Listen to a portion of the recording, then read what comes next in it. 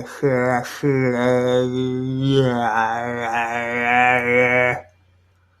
those of you who don't watch the podcast, you can't tell that I'm holding my cheeks apart with my pinky fingers. Anyway, I'm done with that shit. I was acting like I was doing facial exercises, but I don't need to do that shit because my face just moves around like it's made of gelatinous shit that's being electrocuted in a high school biology AP class. So, a bunch of cool shit happened beyond the UFC 200 debacle that I just touched on in the broadcast. If you haven't seen it, finish this show, go watch that show. I talk all about the Conor McGregor riffraff, the nonsense, the John Jones talking about being a drug addict, Fedor, and blah, blah. But the podcast, has always been about the fight card that just happened and the fight card that's about to happen. And I have to say, I've never been so happy to be the Lucky Pierre in between two studly cards because I think that these were both some pretty substantial cards, both very solid from top to bottom. So let's go ahead and get right up on deep in that business of the podcast. So in the main event, I'm going to touch on this as briefly as possible because it kind of hurts my heart. Assuming arguendo that I have a heart, it's hurt for Rashad Evans. He got KTFO'd by our good friend Glover Teixeira. I have been defending Glover Teixeira with some of my friends saying, he wasn't that bad. I mean, he lost to the greatest of all time. Now, I get that he was something of overhyped going into the UFC, but I don't think that he's necessarily maintained that hype for a long time. I don't think he has bloated wins. I mean, he has finishes against good, stiff, quality competition. So the fact that Rashad took him on such short notice was kind of concerning to me. And Glover disintegrated Rashad Evans, and it was scary.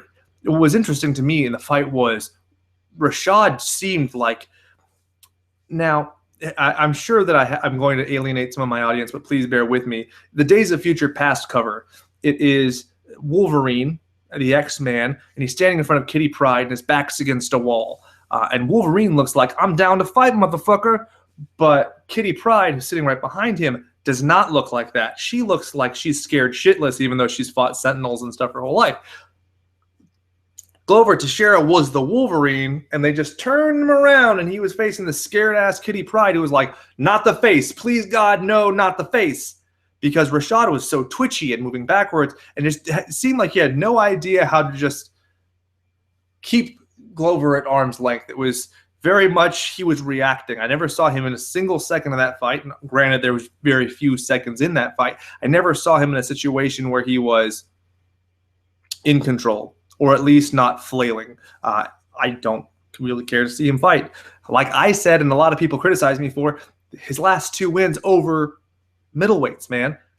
Dan Henderson, Chael Sonnen, and you could say that those guys are light heavyweights, but let's be real, they're not. They're both middleweights. When Dan Henderson was at light heavy, the only reason was because he had lost to Anderson Silva and he wasn't going to get a title shot. And Dan Henderson now, I mean, Rashad is one of 6 losses in Dan's last 8 fights. I mean, Dan Henderson's kind of become the Tito Ortiz when Rashad beat Tito. So let's not get ahead of ourselves there, gang. Rashad's wins, well, yes, there are some in there. No, not to the caliber. And, he was knocked hard out. And I don't think that Rashad's ever had a suspect chin necessarily. It's only a second knockout loss, first being to Lyoto Machida, who I will note is a middleweight. So everybody keeps, getting mad at me for harping on middleweight being an opportunity for Rashad Evans. But it's like, how many times can you reinvent yourself, my friend? You have a rare opportunity. There are no solid, legitimate contenders at middleweight who I don't think are surpassable. I think everybody in middleweight in some degree is beatable. And if you're Rashad Evans, that's probably your best bet because you're certainly not going to be fighting John Jones anytime soon. I mean, it's a baffling misstep. If he would have taken a short notice fight with John Jones, sure, makes sense to me. But he took a hugely dangerous fight on short notice because Shogun was out. I just don't understand the matchmaking. Maybe it's a BJ Penn syndrome where he just overestimates where he is presently, but I don't care to see you figure it out until you meander back to Jackson Winklejohn, my friend. I think that perhaps analytics is best for him. He'll probably do a better job at it than I will. Lord knows he'll get more followers more quickly than I have. Moving on, Thug Rose Namajunas won a very close unanimous decision to Tisha Torres. It was 29-28. That's how I scored it. I could totally understand how somebody would score it otherwise. So before you sling slander my way, just don't, because I am a sensitive man and I don't want my feelings hurt. I do not want to post about it in my Zanga. But my point is, Dana White said Rose Namajunas was 1 to 2 fights away from getting a title shot. For what reason? I think that this has clearly established her as the #1 contender for the flyweight title, and I don't really see why, unless he's protecting Rose so he can probably squeeze a couple fight night main events out of her. I think, and me thinking about the conspiracy theory that Dana White's coddling all the Aryan brothers and sisters in the UFC, i.e. Paige Van Zandt, is somewhat marred by the fact if he doesn't think that Rose could win, she gets knocked out or beaten otherwise by Joanna Jędrzejczyk, wouldn't that be the best opportunity to give Paige Van Zandt a rematch when she's kind of going after somebody who's like a wounded gazelle? I don't know, but I'm just saying I never really gave much credence to the whole Aryan Nation Dana White thing. It was a little bizarre to me, but his last name is White now that I'm thinking about it, so it might be the Dana White Brotherhood. Dana White Alliance. What do the white people call themselves? I don't know. If you listen to this podcast and you don't watch it on YouTube, I'm not white. I'm another. Bye. And moving on, I thought that the fight itself was close, but not a robbery. I thought that Rose was more accurate in my opinion. And she also had time to taunt, which I think goes a long way in the judges' eyes. It wasn't the reactive taunting like you will see later on in the card when, Cub Swanson got hit a couple times pretty good, and he did the classic Cub Swanson, I'm smiling even though I'm really in a lot of pain right now face. So I thought that Rose looked good. I don't understand why she wouldn't get a title shot next. So maybe they just don't want her to wait until the season of The Ultimate Fighter is done. And wait, no, it's already done. This doesn't make any sense to me. She should be the next one. I don't see any reason why not. And I'm not even going to offer a fight that she should take to get herself until then. I think that Tisha Torres should fight the loser of Joanna Jędrzejczyk and Claudia Gadelha, and I think that would be a great way to resuscitate her because she's a damn good fighter, and she was 7-0 going into this one, and I don't think that she's necessarily a lost cause in the UFC. I think she could still be very viable. Moving on, Khabib Nurmagomedov took on Daryl Horcher in a short notice fight at 160. The poor bastard Daryl Horcher, say that 17 times fast while getting jacked off by an antelope. Huh, weird. Daryl Horcher, he almost didn't make weight, had to come back for the second time at the scale, but he did. It just took some doing. He landed 18 strikes to 108 before he got TKO'd in the second round. Obviously, this was kind of a fight where we never questioned if Khabib Nurmagomedov would win, but rather when and how. Turns out that the Eagle still soars, and I think that Daryl Horcher is sore because I believe he's out with a 180-day suspension. I might be wrong. Go ahead and correct me, as I'm sure the MMA audience loves to do. But one thing that really frustrated me about Daryl Horcher is he didn't capitalize on something I would have loved. You might remember that in the WWE Invasion era, there was a Titantron theme for The Undertaker when he went by Dead Man Inc. and he was like the American Badass, and the intro would be Dead Man Walking, and then Limp Bizkit came in. If you're going to get your ass kicked, and you pretty much know it for an absolute certainty, why not just ham it up and be like, yep, I'm going to die. I'm going to die from #1 in the world, and there's no shame in that. Shit, man, he's #1 in the world. So thought that was kind of a misstep. Now, looking at the booking that comes next, Khabib Nurmagomedov turned down Tony Ferguson. It's like, I have no interest in fighting you. My interest is the title. I don't know if he got the memo that RDA is defending the lightweight title against Eddie Alvarez on Fight Pass. So I think he might end up fighting Tony Ferguson after all. I don't necessarily think it would be as early as UFC 200 because he has Ramadan and he's going to be out. His religious practice is to not eat and drink water until the sun goes down, if I'm not mistaken, and try maintaining a high body weight and high musculature on a total of 0 calories during the day. So that's kind of out. And then he'll need time to obviously replenish and recoup and then come back, like he was saying, October, November, I think is a good timetable. The question is, if you're Tony Ferguson, why not try and vault over him? If you're willing to fight over the summer holiday, you know that the lightweight title is being defended very early on into summer. You might be able to sneak in August or September and just beat Khabib to the punch. That's what I would be doing if I was sitting there with a gookie bleeding lung. But hey, what do I know? I'm just a guy with a podcast that 0 viewers are watching right now. Oh, my pride. Fuck. Moving on, Cub Swanson came back in pretty glorious fashion against Hakran Diaz, winning a unanimous decision, but it was a 29-28. Very fun fight. Cub seemed no worse for wear. Didn't really seem like ring rust played a factor with him. He still hammed it up, kept his hands down at times, and he had 2 terrific knockdowns. Well, one really terrific one, which was a head kick in the third, which I was riveted by. Hakran Diaz looked fine. You know, he's ranked number 10 after everything shakes out. Cub Swanson moves up to number 6. The fight that makes sense now, Ricardo Lamas is 1-1 in his last 2. So I would really like to see him fight Cub Swanson for a rematch. I think that's a fight that would be fun to see, given both of their career trajectories. And I mean, really churning the top is already happening. You have number 1 and number 2 and Frankie Edgar and Jose Aldo fighting. So why not make 5 and 6, and then you could maybe have Chad Mendes fight whoever 4 is. They're not coming to mind. Maybe it's Max Holloway. I don't know. But there are other things to do, and I think that fight makes sense to me. I like the rematch angle because it was something of a surprise to me when Ricardo Lamas beat Cub Swanson. He did so, if I remember correctly, by a guillotine, which I was just kind of shocked had happened. So I'd like to see the Palm Springs native be more active. It sounds like he wants to be, and I think that that's a great fight up for him. Hakran Diaz, I'm sorry, my brother, I don't have a fight for you, but maybe you can contact G.I. Joe Silva on Twitter, and he'll set something up in the works. I really don't know. MC versus BD. Michael Chiesa beats Beneil Dariush via rear naked choke in the second round, or neck crank, or jaw dismemberment. I'm not really quite sure what we're calling that, but it was pretty brutal. And it seemed that Michael Chiesa was getting just lit up on the feet. Not desperately, but he was outstruck, I think, 2-1 in the first round and 5-1 in the second round, only landing, I think, 17 strikes total. So, you know, obviously there's some work to be done there, but Beneil Dariush is a hell of a striker with a good repertoire, and you know, his physicality was pretty significant. You saw those leg kicks, and you saw Michael Chiesa's legs flipping and flopping all over the place. I think that Chiesa would be a great fight for Nate Diaz. I think that'd be so fun, but I don't think it's going to happen. I know that Nate Diaz was willing to fight at 155, but I don't know if he's willing to go down in the rankings when he was going to be fighting. Well, he wasn't fighting a ranked lightweight in Conor McGregor anyway, so there's really no reason why.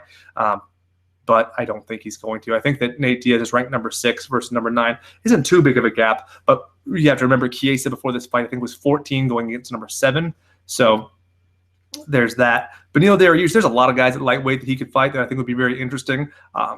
Personally, I really like the idea of him fighting the loser of Edson Barboza versus Anthony Pettis. I think that, you know, Barboza, if I'm not mistaken, was ranked number 8. I don't know what he's ranked now. And then Pettis is obviously ranked number 3. So if he loses, I think that he slides pretty significantly down. So that could be a fun fight. For Michael Chiesa, there's a bunch of guys in the top who, I don't know, scary guys for a guy who, you know, his striking didn't look pristine.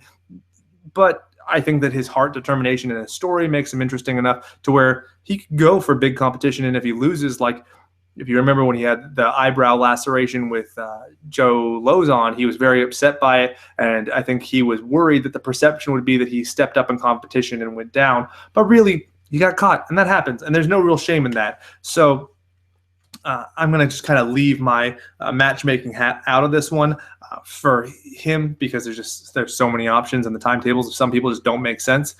But I will note that I thought that it was great that he won by submission. If you remember, there was a Q&A a few months ago where he and Rose Namajunas were talking about submissions and how they prefer submissions to TKOs and knockouts, because a TKO or a knockout, you could just get caught. But when you get choked out and you get beaten and somebody has to tap, you kind of own them. And I thought that was awesome, especially to see how not necessarily poorly he performed in the first round, but how he was kind of outperformed in the first round to come back in the second. And it almost looked like hubris on Beneil Dariush's part when he kind of took all fours at a certain point and was just like, I'm not really concerned about this, kept his chin down and was like, you're not choking me out, bro. And then he was like, but you are going to tap me out by cranking my head off my body and crushing my jaw. So that was neat. Betch Correia fought Raquel Pennington. Raquel Pennington won via split decision. Now, here's an interesting way of looking at the fight. Betch Correia landed more strikes, but Raquel Pennington was more accurate. And personally, I always kind of lead toward the accuracy side. That's just me. It's what I like to see. Because if you're just flailing your arms in front of somebody, yeah, it looks like you're doing something. But if it's not effective, it's frustrating because you don't grade based on defense. So there's really no problem in just sitting there. And I don't know if you've let's have a back and forth conversation here. Have you ever watched The Simpsons? Oh, you have? Okay, so you remember that episode where Lisa and Bart are going to fight each other, kind of? And I think it's Lisa keeps kicking her legs out forward, and Bart keeps swinging his arms around in circles. And they're like, if this hits you, it's not my fault. That's kind of the way I feel about that kind of, just bombardment of offense. There's no consequence. If you're not accurate, oh well. And they're not going to get rated on their defense. So by looking busy, you could probably tomfoolery some of them judges around. So that's one of the reasons why I like the accuracy, because you're penetrating the defense, you're being more precise, things of that nature. If I'm just going to punch your arm 100 times, I'm not really impressed by that. I can understand that there's a mechanism to it. I can understand that you might be setting up offense later on, but let's be fair. Is it dominant? Not really. Is it the kill shot that you're probably going for? No, not really. Betch Correia apparently was training at AKA the whole time. I wasn't exactly sure on that last week because I did note that she had trained there, but I didn't know if she was currently training there. So I saw some improvement. I will definitely say I saw marked improvement, and I think that she could definitely make her way up to fighting for a title again. That's good. Raquel Pennington kind of establishes that she's a bit of a badass. I mean, she lost to Holly Holm when Holly made her UFC debut, but it was a split decision. She wins this. I think there's more to come for her. There's a bunch of fighters that I think she'd be great against. Who exactly? I don't know, because apparently Dana White has come out and said that Ronda Rousey will get an immediate title shot no matter who the title holder is, which would just be great if it's Amanda Nunes, because they have such a storied history together. Not that I'm totally up on the nuts of the storyline, but it helps. It's exciting. It gives me a back and forth, and it also makes things more accessible for the layman. If I'm sitting there and I'm like, oh yeah, takedown ratio and guard defense and this and that, the layman doesn't know what I'm talking about. They look at me much like they do when I talk about comic books or felching, and they don't know what I'm talking about, and they just get very frustrated and dismissive. But when they can kind of attach this narrative to it, it goes a long way. I'm apparently bleeding. Oh well. Moving on, Court McGee lost to Santiago Ponzinibbio, and that made me really sad. Personally, on our Twitter, Instagram, things of that nature, I didn't see anybody making relapse humor. Apparently there were some, but I was kind of impressed to see that didn't happen. Court liked one of my tweets where I commended him on doing a good job, but that knockout was really brutal. And Santiago Ponzinibbio, his only loss at welterweight, I believe, is to Lorenz Larkin, who's kind of a badass. So there are a bunch of dudes I'd like him to fight. He's currently unranked, so there was two guys that really stuck out to me in the top 15 that I think would be awesome for Santiago Ponzinibbio to, thrust himself into the limelight. Those two, Albert Einstein Tumanov and Thiago Alves. I don't know why Thiago Alves hasn't fought in a while. I believe he hasn't fought since he got whooped down by Carlos Condit. But I think that'd be a great fight stylistically. I think it would be very, I'm not totally like a nut junkie for brutality, but I think that'd be a fun, cool fight. Also, it was kind of concerning to me to see that Thiago Alves, I believe, is number 15 in the welterweight division, when at UFC 100, he fought for a title. It just shows kind of how, not necessarily quickly in his case, but how few missteps you can take, because he was out for a substantial length of time with an injury. He got passed up, and then he lost a couple, and now he finds himself in a pretty precarious position towards the exact bottom of the ranked welterweight division. So let's move on, shall we? The UFC 197 card takes place this weekend at some arena. I think it's MGM, probably MGM if it's in Vegas, but it's taking place in Vegas. Yay! I believe John Jones said that he's undefeated in Vegas, something like that. Whatever. But you got John Jones, who's oddly ranked number 1 instead of the champion, going up against OSP, who's number 6. And let's take a look at their record, shall we? 21-1, but we all know that's 22-0 versus 19-7. Now, MMA math doesn't always work, and everybody's got a puncher's chance. But this fight is not going to be decided via striking. This fight's probably going to be decided based on grappling. John Jones has better both offensive and defensive grappling, and man, he's got some pretty slick submissions. He choked out Lyoto Machida and dropped him on his damn head, if you remember that. He got a rear naked choke against Rampage Jackson, if you remember that. He submitted Vitor Belfort with a Kimura, if you remember that. So I'm pretty sure if he's going to win in any fashion, it's probably going to be by submission, given that he has better takedown accuracy, better clinch work, as we've seen. And OSP is a solid fighter, though. He's got some pretty slick striking. His cardio has seemed to be an issue at times, and obviously he wasn't in a 3-month-long fight camp or anything. He got the call 3 weeks ago. And I will remind you, he got that call while he was in the drive-thru of a KFC, so probably his diet wasn't the best. But we'll see at the open workouts and the weigh-ins how he looks. I'm sure he's probably going to be in fine shape. I just question down the stretch. And I think that, perhaps John Jones, I think that he is not of the prideful mindset like a Ronda Rousey to say something as inane as he's going to make the fight longer so he can either be more impressive or get revenge. Any of those storylines where you hear fighters say they're going to drag on a fight, that doesn't make sense here. I think that his camp, Brandon Sixgun, Gibson, Mike Winklejohn, Greg Jackson, Izzy Martinez, I think they're all well aware that OSP has some pretty substantial power. Not quite Anthony Johnson power, but not that far from it to where you would completely disregard his offensive striking as opposed to defensive striking. Whatever. But I think you get my point. They're not just going to sit there and accumulate time in which John Jones can get taken out. So I'm expecting a second-round submission. That's my call. But if I could, and it wasn't, a 4-hour drive to Vegas to put money down, I'd put $5 on OSP, because why the fuck not? I could really use turning $5 into $50 and then building a time machine with that $50 and going back and putting my life savings on it once I knew the result of the fight. Moving on, we have Demetrius Mighty Mouse Johnson taking on Henry. I don't have a ring name, Cejudo. This is the champion versus number 2 in the flyweight division. This fight's going to be pretty tits, man. I think this entire main card is super exciting, and I'm very stoked about it. The only common fight that these guys have is Chris Cariaso. DJ beat him September of 2014, whereas Henry Cejudo beat him March of 2015. That's about all they have in common. After that, you look at Henry Cejudo's 2 other wins in the octagon, and they're not that impressive, to be frank. He beat Dustin Kimura, who is 2-3 in the UFC, and Chico Kemu, who is 3-4-1 in the UFC. So, not all that stoked about him as far as his resume goes. Obviously, he's got a chance. His hands look really good considering he was an Olympic wrestler for so long. But how do you refute Mighty Mouse? He's Mighty Mouse. I mean, I'm sorry. Have you heard me talk about Mighty Mouse? Have you heard Joe Rogan talk about Mighty Mouse? Have you heard other fighters talk about Mighty Mouse? If you haven't, you just haven't been listening, because everybody who's anybody, this is like the hot new jams. If you want to be the MMA hipster, you need to be on the Mighty Squad, my friends. Hashtag Mighty Squad. Let him know that you love him. Let him know you love his facial hair. He's from the Pacific Northwest. I'm sure he does PDX, whatever the fuck that means. I went around Portland and I saw PDX everywhere. And I think it has something to do with bicycling, but I have no idea because I was too proud to look and I was too proud to ask. So I'm sure he's into that kind of a thing. I'm not calling him a hipster. I'm just saying he's like inertly appealing to people who want to be hipsters, because personally I was a fan of his before he fought Dominic Cruz. But he's a great fighter. He's technically sound. I think that he gets a super bad rap for not being exciting when he is desperately exciting.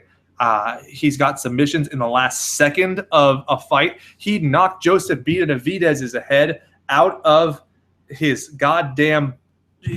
Let me stop and go back. Brian, the co-host, texted me. Brian, I'm just going to answer you in a little bit, but he punched Joseph Benavidez in the chin and then like 5 times in the head as soon as his head hit the mat, and it was one of the most riveting and exciting things I've ever seen. So people who dismiss them, I don't know.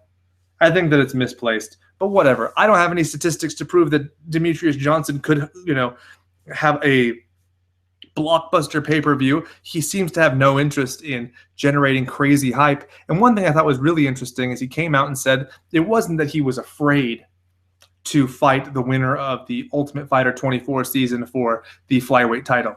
If you listen to John Dodson, and you kind of have to because he never fucking shuts up, John Dodson kept talking about after his win against Manny Gamburian, which was impressive, by the way. The humanity, but I digress.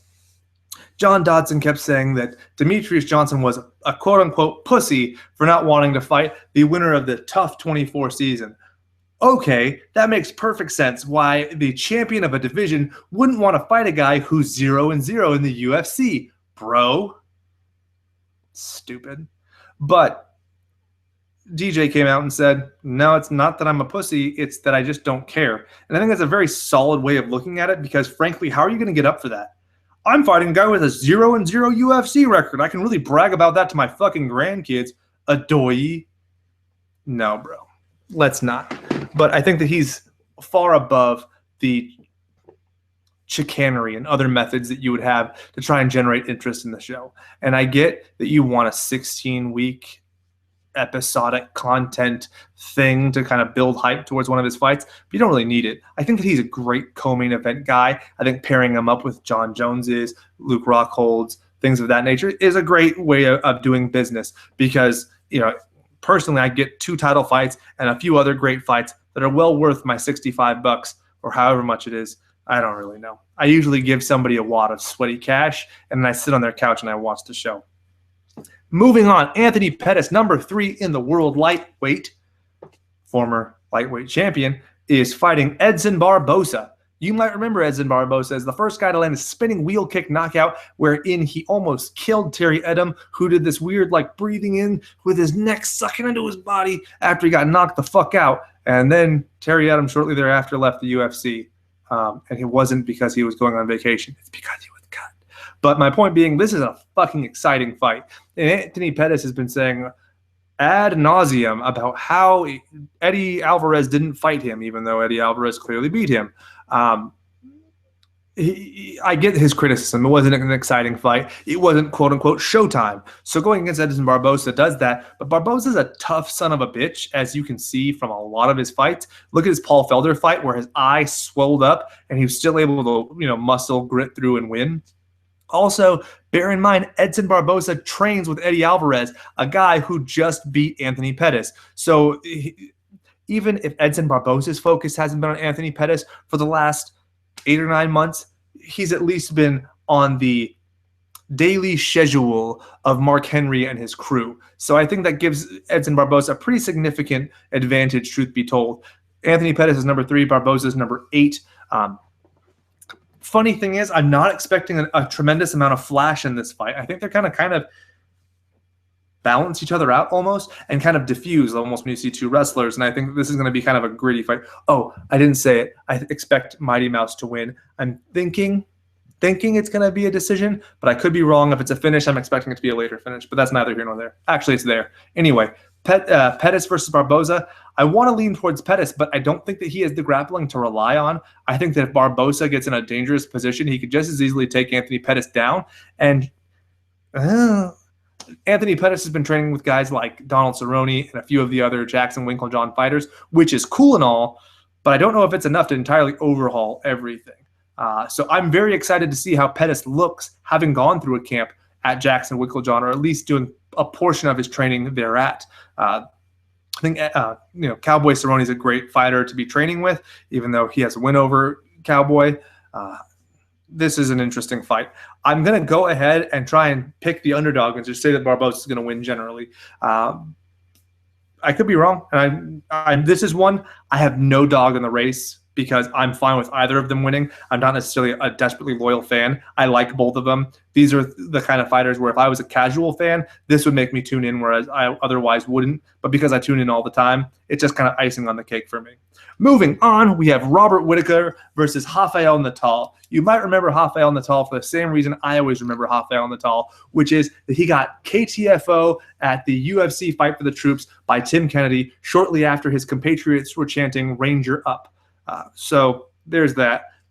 Rafael Natal lost one more after that, and now he's on a 4-fight streak. Robert Whittaker is on a 4-fight streak at welterweight, and no, excuse me. He is at a 4-fight streak since becoming a middleweight from welterweight, and he's been doing great things. You might recall he recently beat who? Uriah Hall, who is fighting who? Anderson Silva at UFC 198. So that tells you this guy is a pretty legit fighter. I think that Robert Whittaker, number 7 versus Natal, number 13, doesn't make a whole lot of sense on paper when you look at it because Whittaker's competition has been much tougher, but it's a good fight. You're definitely talking high stakes. You know, if Whittaker loses, he could slip to outside of the top 10 feasibly. And if he wins, maybe goes up to 6. But we're talking middleweight here, bro. Ahead of you, you have Yoel Romero, Jacare Souza, Vitor Belfort, Anderson Silva, Michael Bisping, Chris Weidman, Luke Rockhold. So, I don't know necessarily that's the best idea. But, hey, what else are you going to do? Because it seems like all those guys are booked with the exception of Michael Bisping, who seems to be dancing with Vin Diesel on the set of Triple X Xavier's Return, I think is the name of the movie that I keep seeing on my Instagram. Oh, well. Moving on, Yair Rodriguez versus Andre Fili. Yair Rodriguez I think he's 2-0 in the UFC, and he's a former Tough Latin America winner. Cool, man. Andre Fili is, I think, 3-2 in the UFC. So Fili's really fighting for his job, in my opinion, because I used to consider it, the 3-fight streak is kind of what the benchmark used to be before being cut. But I think now being a 500 fighter is probably it. He fights. Andre Fili fights out of Team Alpha Male. He's been a loyal piano key belt in Jiu-Jitsu, which is Joseph Benavidez's mock Jiu-Jitsu system. I don't know if he's going to be able to do it, but I think that, I hope he does. I don't want to see anybody cut. I like the guy. He's funny. He's one of few people who has plugs in the UFC, so it kind of makes me feel good when I'm sparring and or rolling jiu-jitsu, and I kind of twist my earlobe, and then it starts like pussing because it got ripped. It makes me feel better about having stupid aesthetic things that do a lot of damage to my body and persons. So, sure, based solely on plugship, I'm going to root for Andre Fili, even though I'm kind of thinking that Yair Rodriguez has his number. The last fight I want to talk about on this card before I let you guys go, because I have talked way too fucking much, and my neck looks like it's bulging out of my shirt. And if you haven't seen my shirt, it's a Casey Jones shirt, which says New York Vigilantes, as though that was a hockey team. And if you don't have this shirt, good, because I want to be the only one who does. Moving on, Sergio Pettis is fighting Chris Kalades. Sergio Pettis is ranked number 14 at flyweight. I think he was one of those guys who we really expected to rocket up very quickly just in terms of popularity and everything when he was debuting. Anthony was lightweight champion. He's since gone 4-2 in the UFC. I don't think he's beyond hope, though. Chris Kalades is 2-1. So, truth be told, Sergio just seems to have twice the experience that Chris Kalades does, and that's fine. Sergio's style has always been a bit more reserved than his brother, and he's not quite as active in the cage, but I think that he's a fun, exciting fighter in his own right. Chris Kalades has beaten Paddy Houlihan and Chris Beal, both of whom are tough, gritty fighters. Paddy Houlihan, you'll remember, before he had that loss in Ireland to Luis Smolka, was in talks that he could possibly be a contender at flyweight. So don't rule out Chris Kalades, but I do think I'm going to go with Sergio Pettis on this one. And if I didn't say it expressly, I'm looking back. I'm expecting Robert Whittaker to beat Rafael Natal. I'm really hoping it's going to be by knockout because I love his striking style, that kind of leading the lead arm down. And so you can kind of throw a jab in or a hook from any direction. That's something I've done with great success in the past. Not that I can really brag or anything because I don't have any professional fights or amateur fights or fights that I, didn't take place in a UFC gym in San Dimas. This got really sad. I kind of do that, don't I? Maybe I should toot my own horn. Maybe I should just toot. Can you smell that?